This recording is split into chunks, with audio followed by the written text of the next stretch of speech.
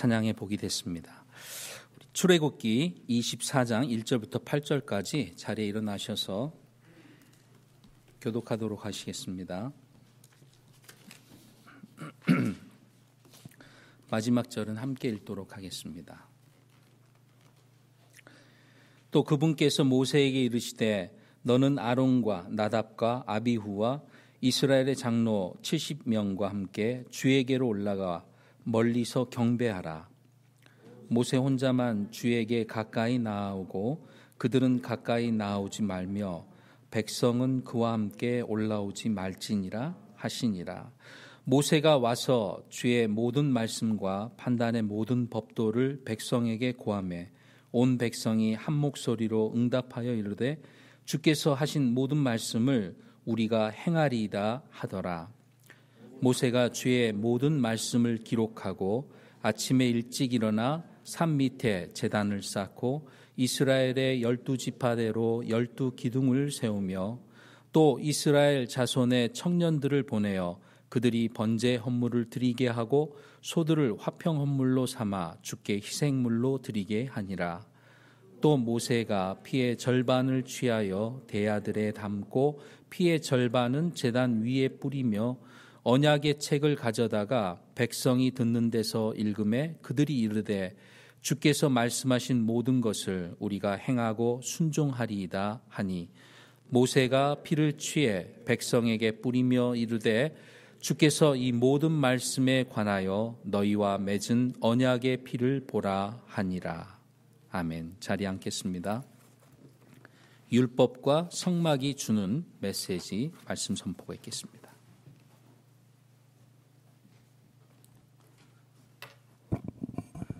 우리 잠시 하나님 앞에 기도드리겠습니다. 하나님 아버지 감사합니다. 오늘 또 저희들을 또 불러주셔서 감사합니다. 우리의 삶은 아버지께 경배하고 예배드리는 것이 참으로 귀한 일이고 아버지께서 기뻐하시는 일입니다.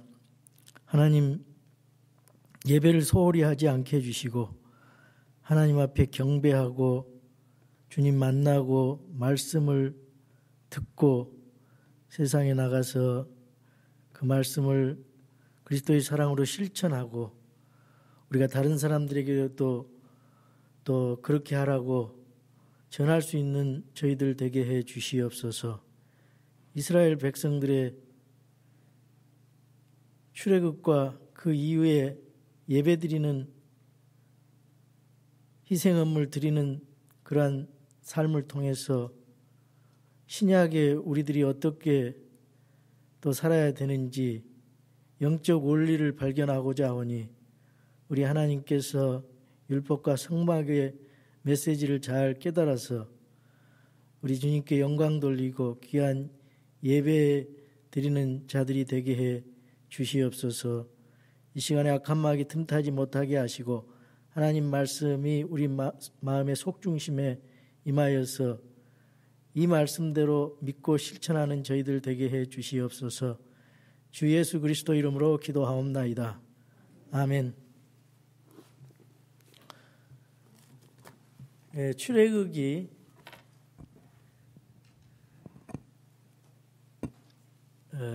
두 부분으로 출애굽기를 나누자면은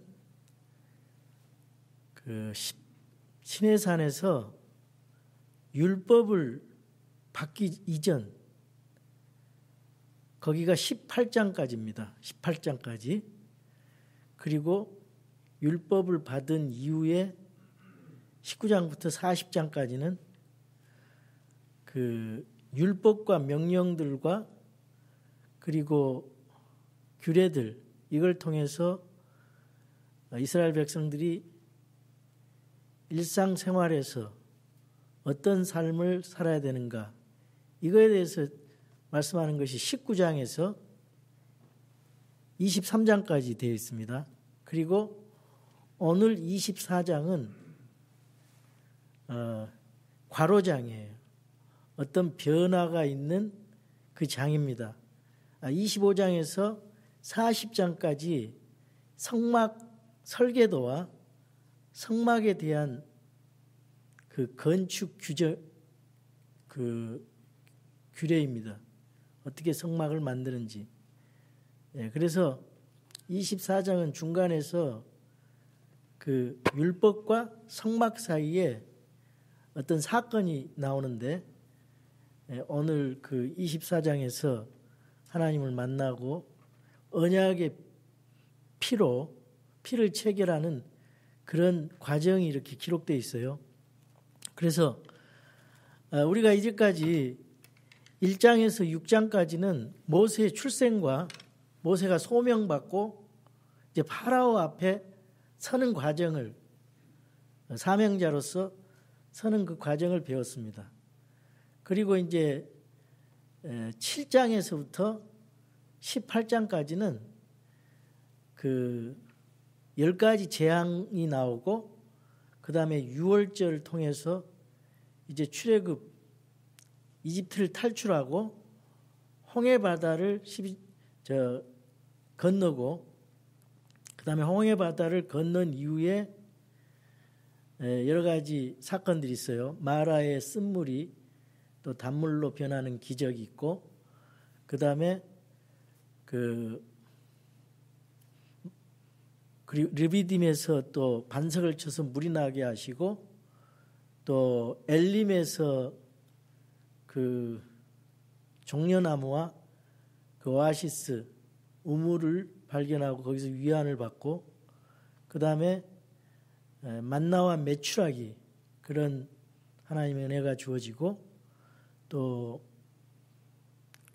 그 르비딤에서 반석을 치니 물이 콸콸 나는 그런 기적들, 그리고 아말렉과 전쟁하는 것들, 이와 같은 내용들에 대해서는 이미 제가 강해 설교를 했습니다. 그래서 18장까지는 끝났어요. 오늘 19장에서부터 23장에 율법이 주어졌어요. 율법이 십계명을 비롯해서 그 시내산에서 이제 율법이 주어지고, 인간관계에 어떻게 살아야 되는가 하는 그런 법을 하나님께서 주십니다.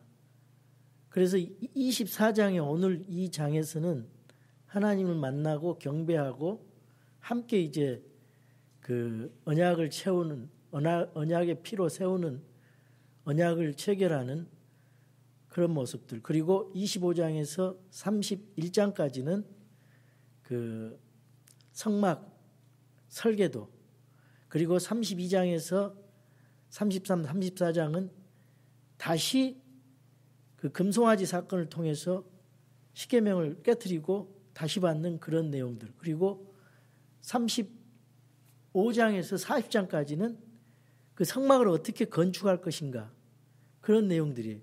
그러니까 이 성막과 율법과 성막 사이에서 오늘 그 주는 메시지가 있어요. 성막은 이스라엘 백성들이 출애굽하는 목적이 사흘길을 가서 광야에서, 그리고 시내산에서 하나님을 경배한다 그랬어요. 예배하기 위해서 우리를 내보내달라. 예배가 이렇게 중요한 것입니다. 그래서 예배를 어떻게 하는가에 대해서 이 성막, 그리고 피, 언약의 피, 이걸 통해서 하나님을 어떻게 섬기는가. 그 레위기는 5대 그 희생헌물 제사하고 7대 명절이 있어요. 절기가 있습니다. 그거를 어떻게 하나님 앞에 경배하고 예배드리는가, 이 내용입니다. 그러니까 이걸 모르고 출애굽기나 레위기를 읽으면 굉장히 지루하고 이게 뭔 소린가 그렇게 생각을 하는데, 이 구조를 알고 또 이 말씀들이 의미하는 뜻이 무엇인가 그걸 알고 읽으면 그렇게 은혜가 되고, 그걸 전부 예수님과 관련이 돼 있어요. 예수님하고 관련이 돼 있다고요. 그래서 그걸 알고 읽으면 그 출애굽기 뒷부분, 지금 우리가 지루하게 생각하는, 그리고 레위기, 이게 얼마나 은혜가 되는지 몰라요. 다 예수님. 성막을 제가 10년 전에 한 6개월 동안 성막을 강해 설교했습니다. 10년 전에. 그래서 성막도 하려면은 참 오래 걸리지만은 우리가 이제 대충 그 아웃라인, 개요를 가지면서 이제 앞으로 출애굽기를 배워 나가겠는데요. 그래서 제가 오늘 여러분에게 나누고자 하는 메시지는 뭐냐? 이 율법과 성막이 현재 우리에게 어떤 의미가 있는가? 이스라엘 백성에게 주었던 율법과 성막의 의미가 무엇인지 현재 우리들에게. 자, 첫 번째로 우리가 오늘 본문 말씀을 한번 보시자면은 출애굽기 24장을 펴주시기 바랍니다. 오늘 1절에 보면 또 그분께서 모세에게 이르시되 너는 아론과 나답과 아비후와 이스라엘의 장로 70명, 즉 말하자면은 모세, 아론 그리고 리더들을 이제 하나님께서 올라오라고 부르시는 겁니다. 경배하라고 부르시는 거예요. 리더들은 경배하기를 좋아합니다. 경배하는 자. 여기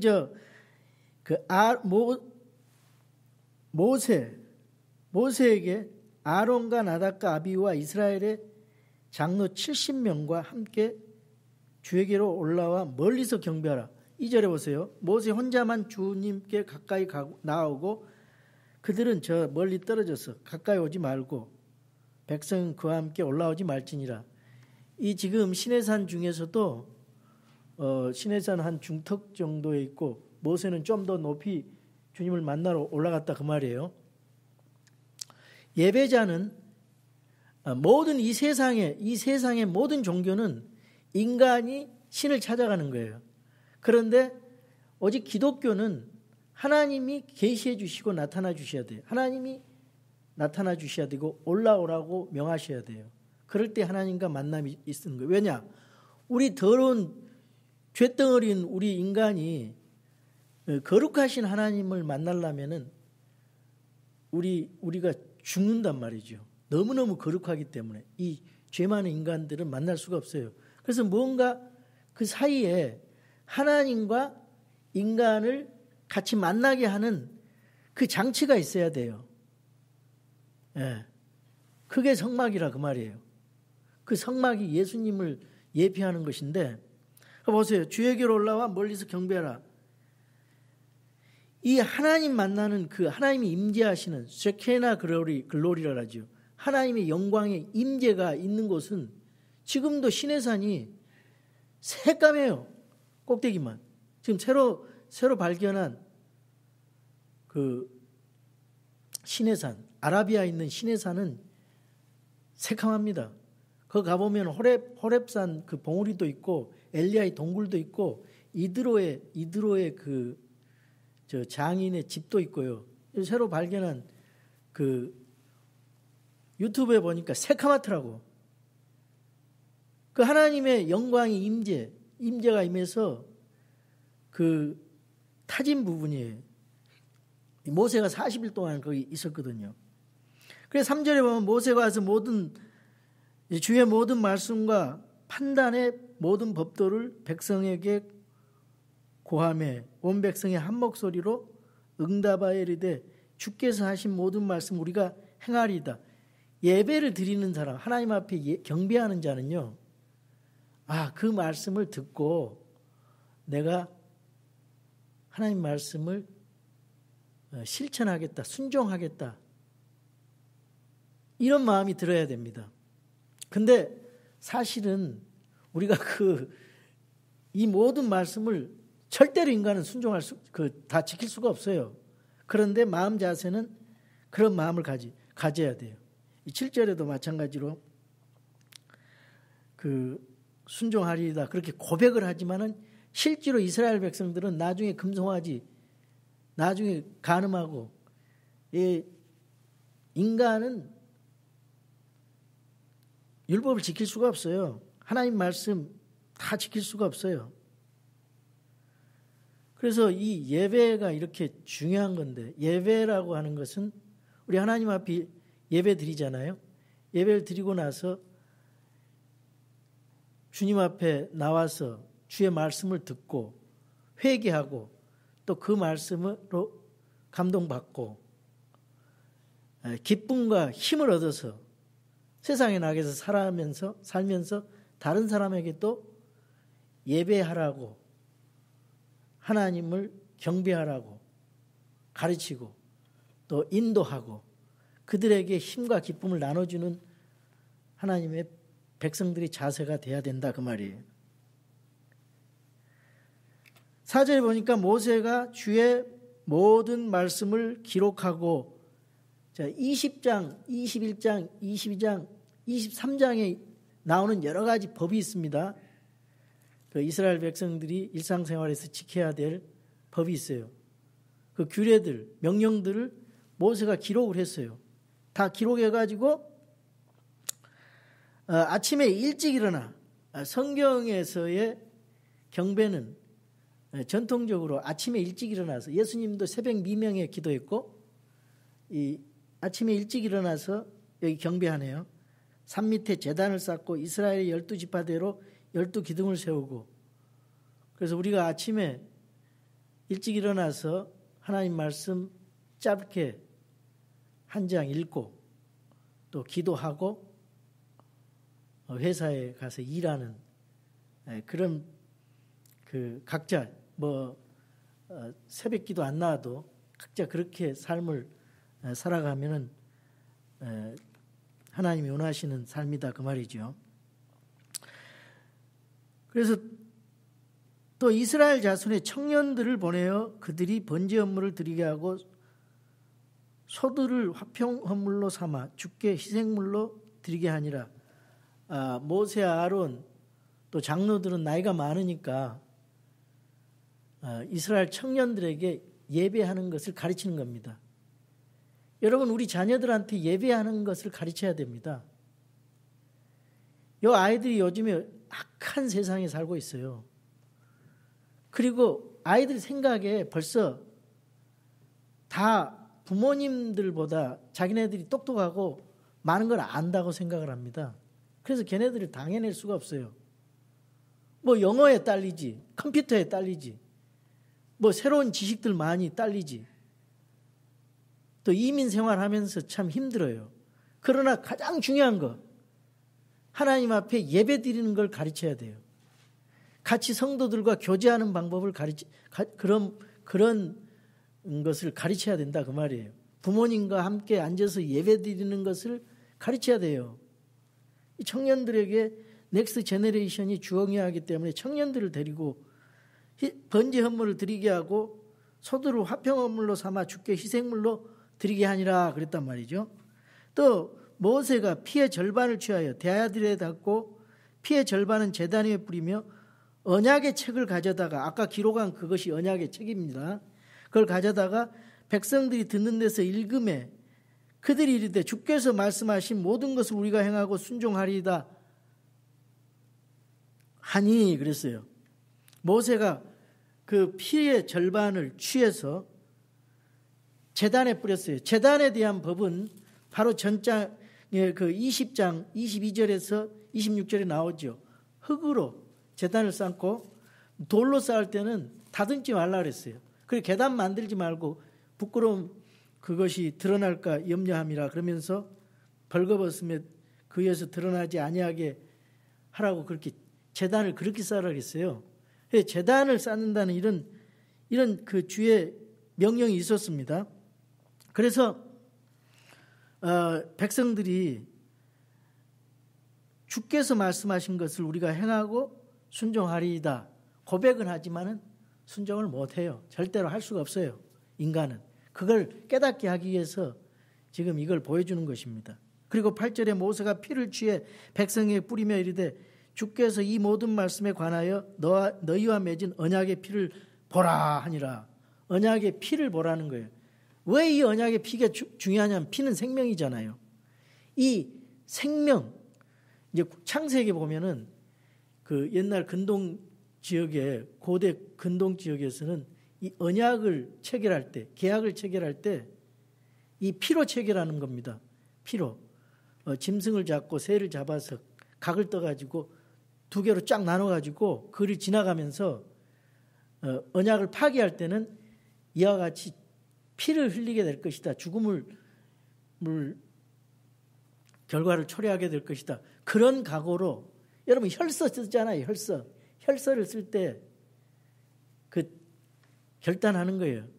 그런 의미로 하나님께서 이제 그 일방적으로 그러나 그 이스라엘 백성들이 동참해서 이런 언약의 피를 버리라 이렇게 얘기를 하면서 이제 9절에부터 모세와 그 아론의 아들 나답과 아비후 그리고 이스라엘 장로 70인이 올라갔어요. 올라갔더니 하나님을 만나게 됩니다. 근데 하나님의 얼굴을 못 봐요.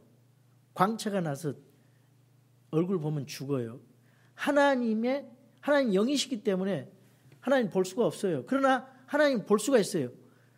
직접 대면은 못 보지만은 하나님의 임재하시는 그 하나님의 영광의 모습은 볼 수가 있어요.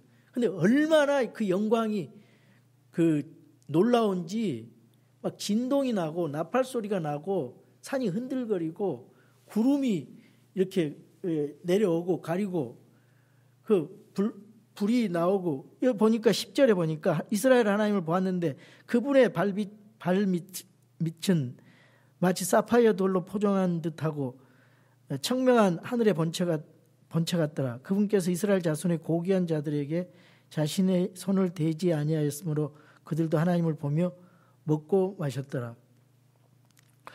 에스겔이 본 하나님, 이사야가 본 하나님의 모습, 사도 요한이 본 모습들이 성경에 나와요. 그 모습이 얼마나 놀라운 모습인지, 그 영광스러운 그 광채, 그 하나님이 임재하시는 그 모습, 그 터버너키를 합니다. 하나님이 우리와 함께 거하신다. 하나님이 거하시는 곳이 어디냐? 성막이에요, 성막. 여기도 지금 나오는데, 그 하나님께서 여기 내가 기록한 돌판들과 율법과 명령들을 내게 주리니 이것은 내가 그들을 가르치게 하려 함이라. 그렇게 하면서 모세가 자기를 섬기는 자 모세의 종 여호수아와 함께 일어나 하나님의 산으로 올라가며 장로들에게 이르되 너희는 우리가 너희에게 돌아올 때까지 여기서 우리를 기다리라. 보라, 아론과 홀이 너희와 함께 하리니 어떤 사람이 할 일이 있으면 그들에게 갈지니라. 아론과 홀을 밑에다 놓고 어떤 일이 있으면 같이 이렇게 물어보게 하고, 그래 15절에 보니까 모세가 산에 오르매 구름이 산을 덮었더라. 주의 영광이 시내산 위에 머물렀고 구름이 엿새 동안 그 산을 덮었는데 일곱째 날에 그분께서 구름 가운데 모세를 부르시니라. 이스라엘 자손의 눈에는 주의 영광을 보는 것이 마치 그 산의 꼭대기에 삼키는 불을 보는 것 같았더라. 밑에서 이스라엘 보니까 시내산이 그냥 불처럼 반짝반짝거리고 저 구름이 임했다 그 말이죠. 모세는 구름 가운데로 들어가 산 위로 올라갔으며 밤낮으로 40일 동안 산에 있었더라. 이렇게 받은 율법과 명령들입니다. 자, 그래서 이 율법은 왜 주셨냐? 율법은 참 선한 것입니다. 이스라엘 백성들이 그저 하나님의 은혜로 살았어요. 배고프다 그러면 만나 만들어주고 메추라기 먹이고 구름기둥 불기둥으로 홍해를 가르시고 바위를 쳐서 물이 나게 하고. 그런데 이스라엘 백성들은 목이 고든 자들이기 때문에 이 죄성이 있기 때문에 맨날 어떤 조그만 어려움이 오면은 하나님 앞에 원망하고 불평을 했어요. 그러니까 너희들이 이렇게 죄인들이다. 인간의 죄성, 이걸 알게 하기 위해서 율법을 주신 거예요. 그 율법이 딱 기준이 있으니까 거기에 못 미치면 다 죄인이야.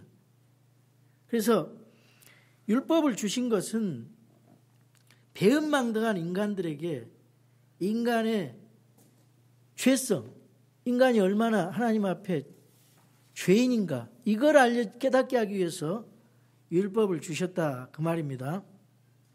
그래서 신약 성경에 로마서 3장 20절에 이런 말씀이 있어요. 그러므로 율법의 행위로는 어떤 육체도 그분의 눈앞에서 의롭게 될 수 없나니, 율법으로는 뭐를 알게 되느니라? 죄를 알게 되느니라. 이렇게 성경이 되어 있습니다. 율법이 없으면 뭐가 죄인지를 모르죠. 우리 율법이 적극적으로 무엇을 하라, 소극적으로는 무엇을 하지 말라, 그렇게 되어 있습니다. 그러니까 안식일을 기억하여 거룩히 지키라, 내 부모를 공경하라, 그런 법이 있고, 우상 숭배하지 말라, 하나님 외에 다른 신을 내 앞에 두지 말라, 살인하지 말라, 간음하지 말라, 도둑질하지 말라, 거짓 증언하지 말라, 탐내지 말라, 이런 것들이 다 뭐예요? 죄가 무엇인지 하나님의 기준으로 신정 백성들에게 내려주셨어요. 그래서 그 말씀대로 살라고. 로마서 3장 20절에 율법의 행위로 의롭게 될 육체가 하나님 앞에 아무도 없다고 말해요. 우리가 이제 어떻게 잘못 아는 사람은 기독교란 율법을 지키는 것이다, 그렇게 생각합니다. 잘못된 생각이, 율법 지키는 거 뭐 지키지 말라는 것도 아니지만은 그런 의미를 넘어서요.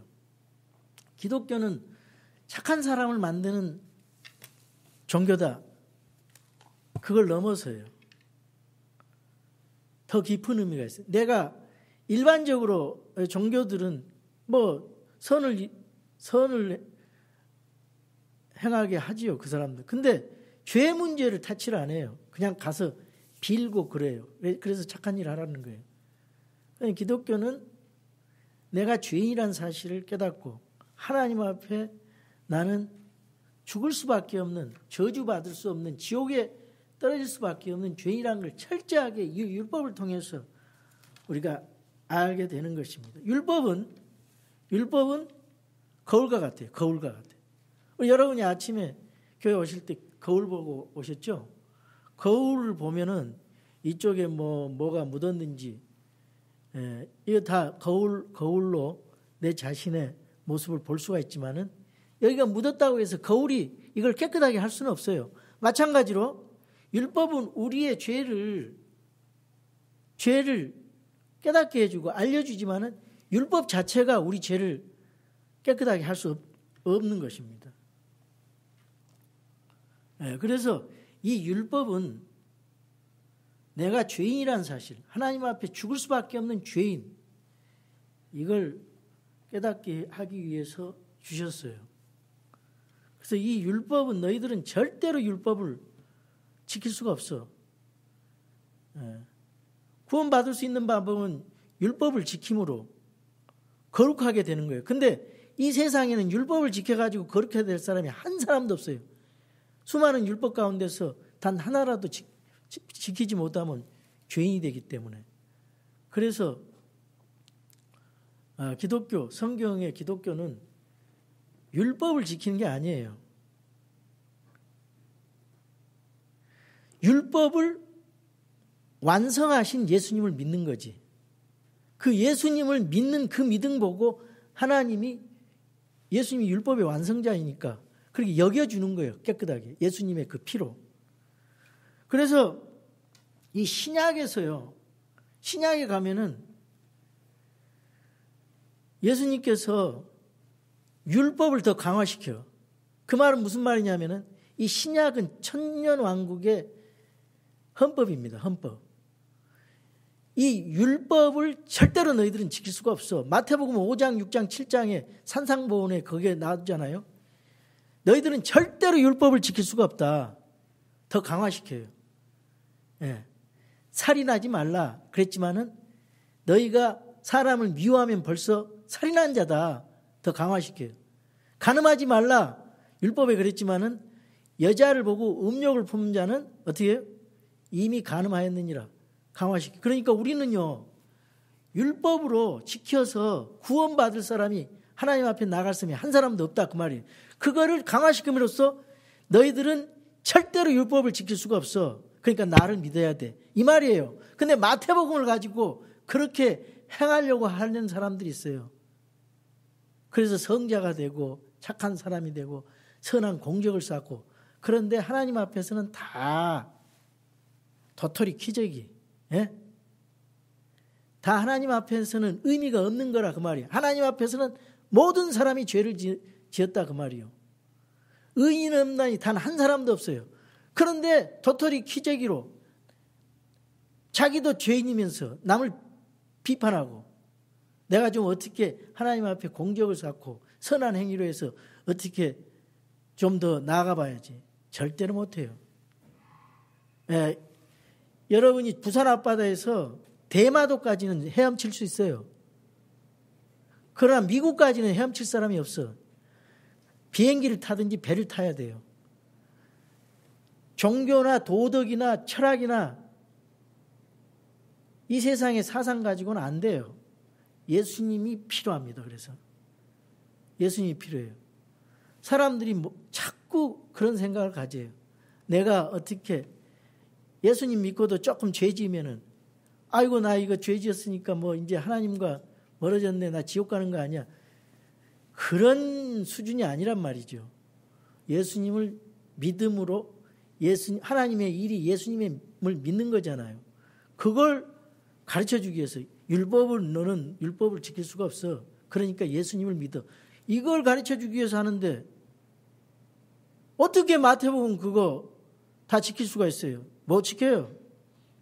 그거 못 지키면은 실망하고 낙담하고. 그래서 복음이 필요한 것입니다. 복음이 그래서 필요한 거예요.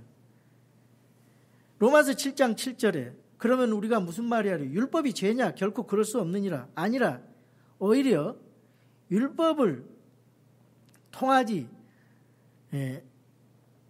않고서는 내가 죄를 알지 못하였으리니, 율법이 너는 탐내지 말라 하지 아니했다면 내가 탐욕을 알지 못하였으리라. 13절에 오직 죄가 죄로 드러나기 위해서 선한 그것을 통해 내 안에서 사망을 이뤘나니 이것은 죄가 명령을 통해 넘치도록 죄로 충만하게 하려 함이라. 죄로 충만하고 이 죄덩어리다. 이걸 우리가 깨닫기 위해서. 그러면 내가 이 죄로 말미암아 죽을 수밖에 없구나. 저주 가운데 있구나. 예, 심판이 임하겠구나. 지옥불에 떨어지겠구나. 이걸 강렬하게 율법을 통해서 깨닫는 것입니다. 예, 자기 힘으로 그걸 못해요. 자기 힘으로 구원도 못 받고 율법 가지고 지킴으로써 구원받은 사람 한 사람도 없어요. 그래서 우리는 율법 앞에서 깨닫는 것은 율법을 지킬 수 없는 무능한 존재다. 이걸 깨달으라고 율법을 주신 것입니다. 예.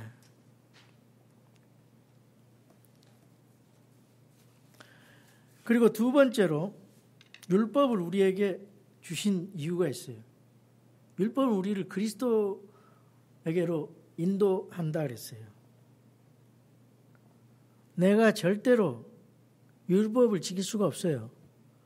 그러니까 이 율법을 못 지키면 나는 도저히 하나님 앞에 가까이 갈 수가 없다. 그러니까 나는 죄인이고 죽을 수밖에 없는 죄인이고 나는 저주 아래 있다. 그러니까 구원자 예수님이 필요하니까 그 예수 그리스도의 복음, 그게 나에게 얼마나 절실하게 느껴지겠어요. 그래서 갈라디아서 3장 24절에 그런즉 율법은 우리를 그리스도께로 인도하는 훈육 선생이었으니 이것은 우리가 믿음으로 의롭게 되게 하려 함이라. 이 율법을 알게 되면은 절대로 나는 죄인이기 때문에 하나님 앞에 갈 수 없다. 그래서 율법을 알면 알수록 그리스도께 의지하게 되고 예수님 앞에 갈 수밖에 없다 그 말입니다. 그리고 세 번째로 율법만으로는 구원받을 수가 없어요. 율법은 내가 죄인인 거, 이 죄의 문제를 내 스스로 해결할 수 없는 거, 그리고 하나님의 진노와 심판을 피할 수 없는 존재다. 이걸 깨닫는 거예요. 그래서 율법 가지고는 구원받을 수가 없고 오직 십자가 앞에 나가서 예수 그리스도의 보혈의 피로 깨끗하게 씻음을 받고 우리가 믿음으로 하나님 앞에 구원받는 것을 벌써 예수님 오시기 전 1500년 전에 이걸 가르쳐 주셨어요. 예수님을 예표로. 율법은 그런 의미가 있어요. 하나님이 율법만 주셨다면 소망이 없습니다. 우리 인간은 소망이 없어요. 율법만 주셨다면. 모세가 율법을 가지고 내려왔을 때 이스라엘 백성들이 금송아지를 만들고 숭배를 했어요. 자기네들이 하나님 이대로 지키겠다고 해놓고 바로 얼마 가지 않아서 지키지 못했어요. 그래서 모세가 그 돌판들을 깨트려 버렸잖아요. 그 율법이 그건 바로 하나님의 율법을 지키지 못한 이스라엘 백성들의 자신의 모습을 스스로 하나님의 율법을 깨트린 자신의 모습을 발견하는 것입니다. 모세가 율법만 가지고 왔으면 참 그것이 저주죠. 소망도 없고. 그러나 하나님께서 선물을 주셨어요. 25장에. 그게 뭐냐? 하나님의 선물. 바로 성막입니다. 성막. 이 성막은 어떤 의미가 있냐? 성막은 25장에서 31장까지 성막의 설교도가 있거든요. 그리고 35장에서 40장까지는 성막을 건축하는 그런 명령들이 있어요. 왜 성막의 설계도와 건축 규정을 주셨는가? 첫 번째, 이 성막은 하나님이 거하셔서 만나주시는 장소입니다. 하나님이 임재하시는 장소예요. 내가 거기서 만나주겠다. 나를 직접 만나면 너희들은 만날 수가 없어. 너희들은 그 죄에 빠진 추악한 인간들이야. 나는 거룩하신 하나님. 직접 만날 수가 없어요. 그래서 성막이라는 하나님 만나는 장소를 만들어 주셔서 거기서 하나님 만나 주시는 겁니다. 그 만날 때 불기둥, 구름기둥으로 임했어요. 영광이 그 성막에, 지성소에. 이스라엘 백성들이 갈 때 지성소에 그렇게 임했다고 하면 성막이 터버너클이라 그러거든요. 그 말은 여기 보면은 거한다 그런 의미예요. 25장 8절에 출애굽기 25장 8절에 내가 그들 가운데 거하도록 그들이 나를 위해 성소를 만들게 하라. 하나님이 거하시는 장소, 하나님의 영광을 나타내는 장소인 성소, 그 지성소가 있고요. 그 다음에 성소가 있고 뜰이 있는데 그 안에 번제단, 물두멍이 있고 이게 전체가 성막이에요. 성막. 그 터버너클. 그 성막에서 주님이 만나주신다 그 말이. 대제사장이 거기 들어가야 돼. 지성소에. 그래서 제사장들이 가서 이스라엘 백성들의 죄를 우선적으로 덮어주기 위해서 만나주시는 장소. 하나님의 영광이 임재하시는 장소예요.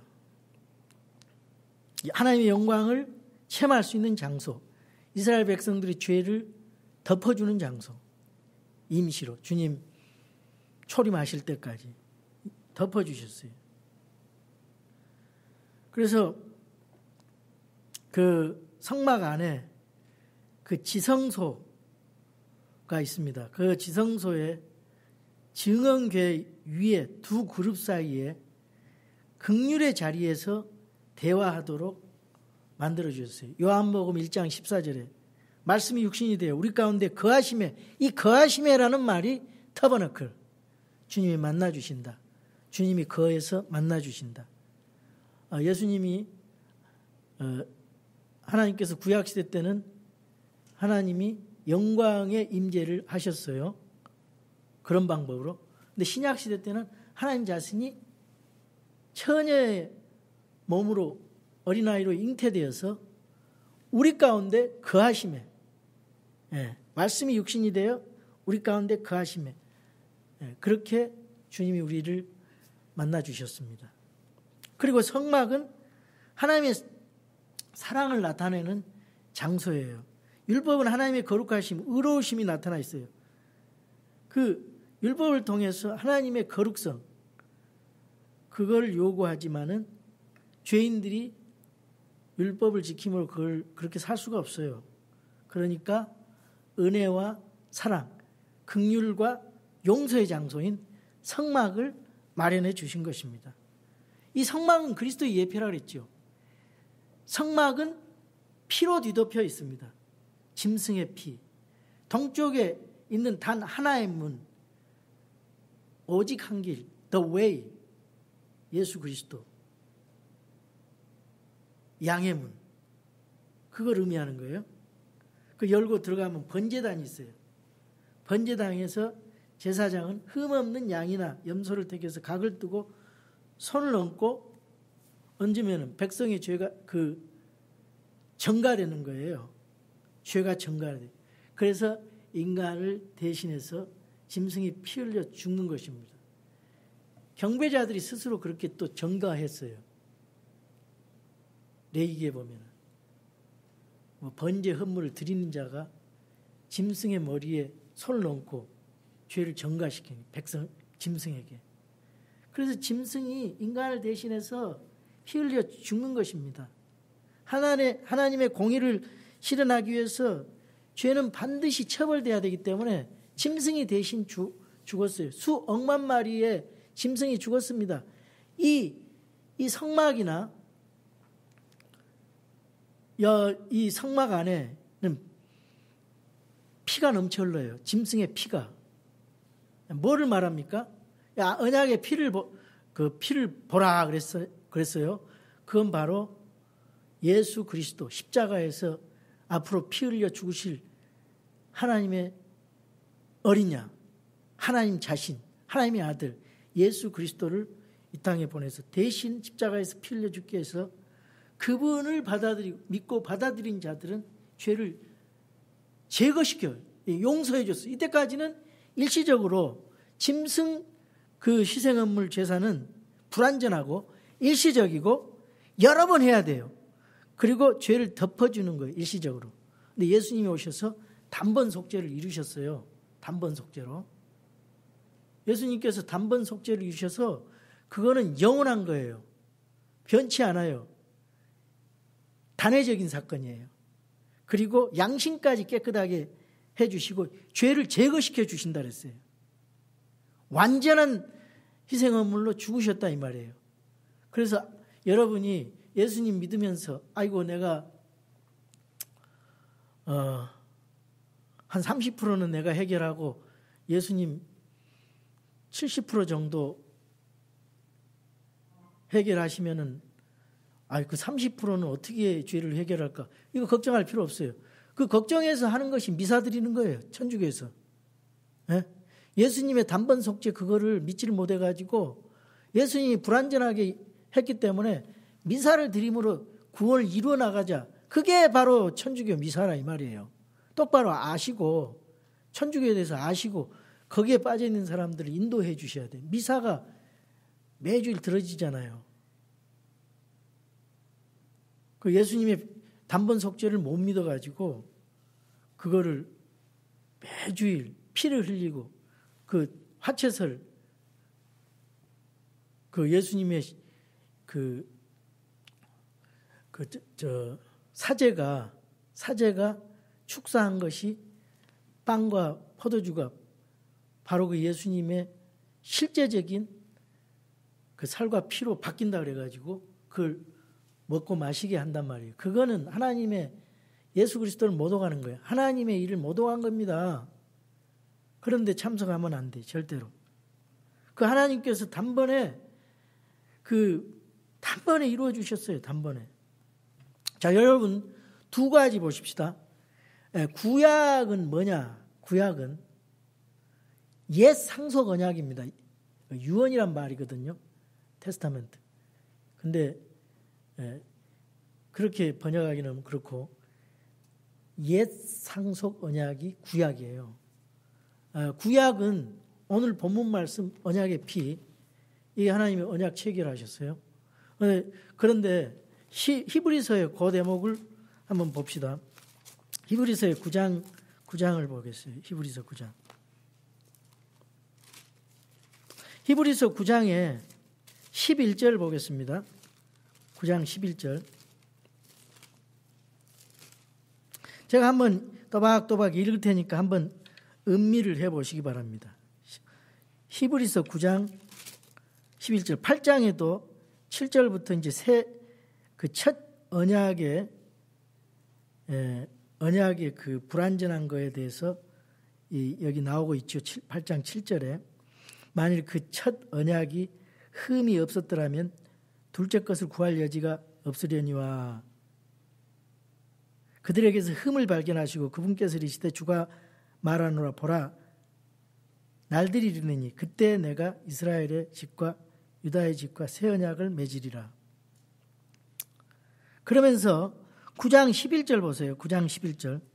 여기 이제 땅의 성소에 대해서 9장 1절에서 10절까지 말을 하는데 땅의 성소, 그 구약시대의 성소에 대해서 설명을 하면서 이거는 하늘의 성막에 따라서 그 땅의 성막을 지었다. 이걸 얘기를 하는 겁니다. 이게 하늘에도 성막이 있어요. 그러나 그리스도께서는 다가올 좋은 일들의 대제사장으로 오시되 손으로 만들지 아니한 성막 곧 이 건물에 속하지 아니한 더 크고 더 완전한 성막을 통해 오셔서 염소와 송아지의 피가 아니라 자기 피를 힘입어 단 한 번 거룩한 곳에 들어가사 우리를 위하여 영원한 구속을 얻으셨느니라. 황소와 염소의 피와 암송아지의 죄를 부정한 자에게 뿌려 육체를 거룩히 구별하고 정결하게 하거든. 아까 그 피를 뿌렸다 그랬잖아요. 그 백성들에게 뿌리고 제단에 뿌렸다고 그랬어요. 하물며 영원하신 성령을 통해 자신을 점없이 하나님께 드린 예수 그리스도의 피는 죽은 행위로부터 너희 양심을 얼마나 더 많이 깨끗하게 하여 살아계신 하나님을 섬기게 하겠느냐. 이걸 믿으셔야 돼. 예수 그리스도의 그 썬파워, 아주 강력한 보혈의 피, 이걸 믿어야 예수님을 더 사랑하고 의지하게 돼요. 얼마나 값진 것인지 하는 걸 깨닫게 됩니다. 그래서 이걸 믿는 사람은 구원의 확신이 있어요. 그리고 감사가 일어나요. 기쁨이 일어나요. 자, 이런 까닭에 그분께서는 새 상속 언약의 중재자이시니 이것은 첫 상속 언약 아래에 있던 범법들을 구속하시려고 죽으심으로써 부르심을 받은 자들이 영원한 상속 유업의 약속을 받게 하려 하심이라. 상속 언약이 있는 곳에는 또한 반드시 상속 언약하는 자의 죽음이 필히 있어야 하나니 상속 언약은 그 사람들이 죽은 뒤에야 효력이 있고 상속 언약하는 자가 살아있는 동안에는 아무 힘이 없느니라. 여러분, 예수님은 구약시대 때 탄생하셨어요. 마태복음 1장부터 신약인 것처럼 생각하시면 안 돼요. 신약은 예수님 그 십자가의 죽으심 사건 이후를 부활하신 사건 이후를 신약이라 그럽니다. 그 죽어야 돼요. 그리고 그 전에는 예수님도 11조 드리고 예수님도 그 시나고그 거기 가서 그 말씀도 읽고 안식일도 지키고 율법을 완전하게 지켰어요. 그러니까 죽은 뒤에. 그러니까 그 마태복음 가지고 혼돈하시면 안 돼요. 십자가 사건 이유가 신약이에요. 그 전에는 구약시대, 예수님이 구약시대 사셨어요. 그 과도기, 그리고 제자들은 과도기적인 삶을 살아간 거죠. 상속 언약은 사람들이 죽은 후에야 효력이 있고 상속 언약하는 자가 살아있는 동안에는 아무 힘이 없느니라. 이러므로 첫 상속 언약도 피 없이 봉헌되지 아니하였나니. 이걸 지금 출애굽기 24장 말씀하시는 거예요. 24장 8절.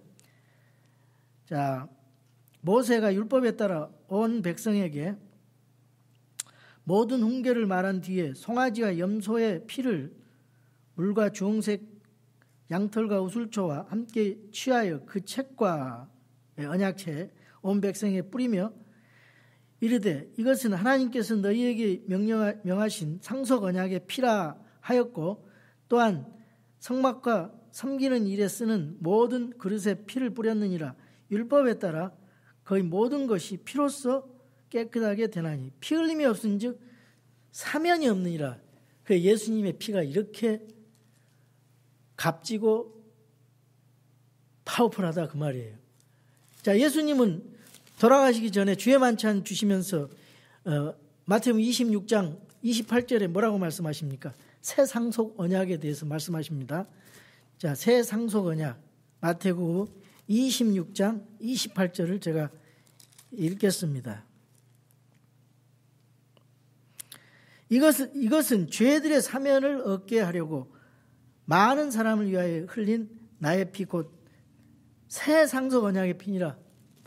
모세가 그거는 옛 상속 언약의 피, 언약의 피를 보라. 여기는 예수님께서 직접 피 흘려 죽으신 그걸 지금 의미하는 것입니다. 여러분,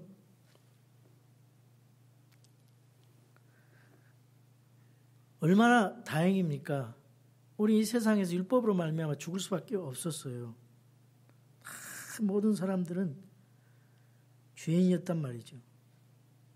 그래서 로마서 3장 19절에 보면은 이제 우리가 알거니와 율법이 어떤 것들을 말하든지 그것은 율법 아래 있는 자들에게 말하나니 이것은 모든 입을 막아 온 세상이 하나님 앞에 유죄가 되려 함이라. 단 하나만 율법을 어겨도 다 죄인이에요, 죄인. 그 율법 앞에 할 말이 없어요. 이미 우리가 율법을 범했기 때문에 죄인이라 그 말.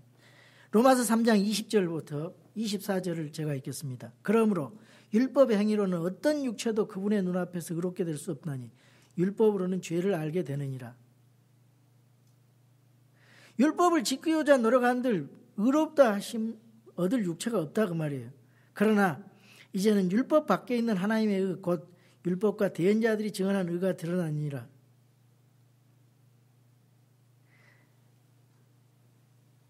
그것이 뭐냐? 그것은 곧 예수 그리스도의 믿음으로 말미암아 이 모든 자에게 믿는 모든 자에게 임하는 하나님의 은혜, 거기에는 차별이 없느니라. 모든 사람이 죄를 지어 하나님의 영광에 이르지 못하였더니 그리스도 예수님 안에 있는 구속을 통해 하나님의 은혜로 값없이 의롭게 되었느니라. 아멘, 할렐루야. 이게 우리가 믿는 복음의 핵심이고 율법과 성막의 비밀이에요. 그래서 우리는 구약의 그런 그 신약의 그 진리를 구약에 그대로 감춰놔가지고 우리가 죄 용서함 받고 구원받게 하시고 그 예수님의 피로 우리가 살아났습니다. 새로운 창조물이 됐어요. 이게 복음의 메시지예요. 성막과 율법을 통해서 우리가 복음의 메시지를 깨닫는 것입니다. 성경이 말하는 복음의 핵심이 뭐냐? 인간이 죄인임을 깨달아 율법의 끝마침이 되신 예수 그리스도를 발견하고 믿고 영접하는 겁니다. 예. 그 핵심은 피예요, 피. 예수 그리스도의 피, 대속의 죽음, 그리고 부활입니다. 거기 도덕적으로 살겠다고 하는, 율법적으로 살겠다는 사람들에게 피를 보라 그랬어요. 예수 그리스도의 피를 보라 그 말이에요. 새 상속 언약의 피, 하나님의 공의와 사랑이 그대로 녹아져 있는 십자가의 그 죽음과 부활, 그걸 보라 그 말이에요. 갈보리를 보라 그 말이에요. 그렇게 우리는 믿고 새로운 그리스도 안에서 새로운 창조물이 됐고 하나님의 소유가 됐고요. 우리 구원받은 자가 됐고요. 하나님 앞에 영과 진리로 경배하는 예배자가 됐고요. 하나님의 백성이 됐어요. 소속. 마귀에서 하나님으로. 그리고 성령님이 임하시는 성전이 되는 거예요. 성전. 우리 죄는 어떻게 됐어요? 예수님이 다 가져가셨어요. 다 해결해 주셨어요. 그럼 우리는 뭐를 해야 돼요? 예배 드리고 주님 앞에 감사와 찬양을 드려야지. 그게 예배자의 모습. 그동안에 지은 죄는 예수님 앞에 다 자백하고 용서함 받고 또다시 새롭게 힘을 얻고 기쁨을 가지고 세상에 가서 살아가는 겁니다. 그 주님 오시고 나면 이제 주님의 공중에 강림하면 그때는 이제 죄의 존재로부터 자유하는 거예요. 지금은 아직도 예수님 재림하시기 전까지는 죄의 파워가 있어요. 죄의 파워. 죄의 임재로부터 이제 자유롭게 되고 영화의 단계에서는 지금 성화의 단계에서는 죄의 파워가 있어요. 계속 우리를 유혹합니다. 죄를 지을 수가 있어요. 그러나 지옥 갈 죄는 아니에요. 왜? 갈보리 십자가에서 죄의 형벌이 이미 끝나버렸어요. 죄, 페널티 오브 신. 그래서 이미 해결받았어요. 그러니까 지옥 갈 걱정을 하지 마시라니까요. 예수님 믿는 사람은. 다 용서받고 하나님의 자녀가 됐어요. 내가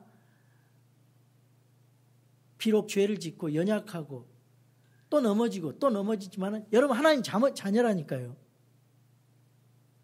이걸 반드시 확신하시기 바랍니다. 그리고 절대로 여러분 소망을 가지세요. 실망하고 절망하고 낙담하면 안 돼요. 마음에 기쁨을 가지세요. 하나님께 주시는 참 평안과 기쁨을 누리시고 항상 우리 주님의 십자가의 죽음과 부활을 생각하면서 나는 이제 새로운 창조물이다. 이 안에서 주님을 섬기는 예배자다. 세상에서도 살아있는 희생물로 드려진 그 예배자입니다.